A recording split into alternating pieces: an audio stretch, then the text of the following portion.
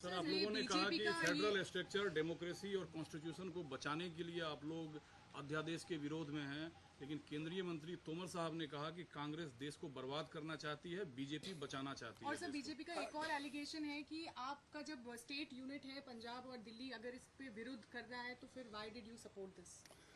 देखो, किसी एक व्यक्ति का प्रश्न नहीं है और कोई व्यक्ति महत्व नहीं होता देश के सामने। देश के डेमोक्रेसी को और देश के संविधान को अगर ठोस पहुंचती है तो हमारा कर्तव्य होता है कि हम एकजुट होकर जो लोग इस संविधान को बचाने वाले हैं और डेमोक्रेसी को बचाने के लिए एक होते हैं तो हम इसमें मिल के काम करेंगे। कोई व्यक्ति देश के सामने बड़ा नहीं हो सकता, वो हमारी ये है। और उनके सामने सिर्फ क्या है, तोड़फोड़ करने का ही है और वो तोड़फोड़ करते ही रहे हैं। और जब उनको मौका मिलता है, जो चुन के आते हैं उनको तोड़ते हैं और ये भी कहते हैं कि हमारी बड़ी पार्टी हो गई, ये हो। भाई, आपका अगर ठीक है पार्टी, फिर तोड़ते क्यों हो?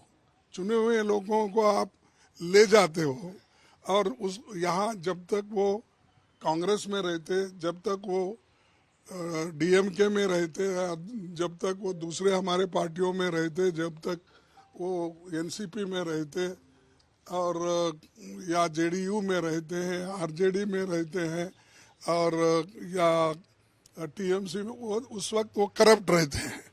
और आप जब बुला लेते हैं तो आपके वॉशिंग मशीन में आकर वो क्लीन हो जाते हैं और आप वो जो काला कपड़ा डाल के वाइट निकालने में मशहूर है और दूसरों को भी यही बोलते हो। तो ये ठीक नहीं है, ये उनकी आदत है पहले से भी, डराने का, धमकाने का, हरासमेंट करने का, प्रेशर डालने का, वो कर रहे हैं तो उसको हम डरने वाले नहीं।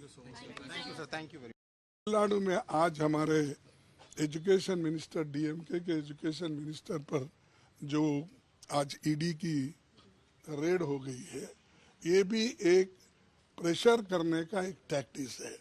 प्रेशराइज करके हमारे अपोजिशन पार्टी के लोगों को तोड़ने का, और खासकर जो डीएमके कांग्रेस की मैत्री है वहाँ पर, वो डरा के अलग अलग करने के लिए वो लोग कोशिश कर रहे हैं।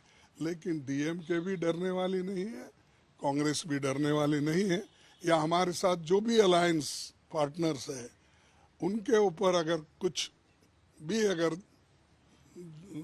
जोर जबरदस्ती हो गई तो उसके खिलाफ हम लड़ते रहेंगे।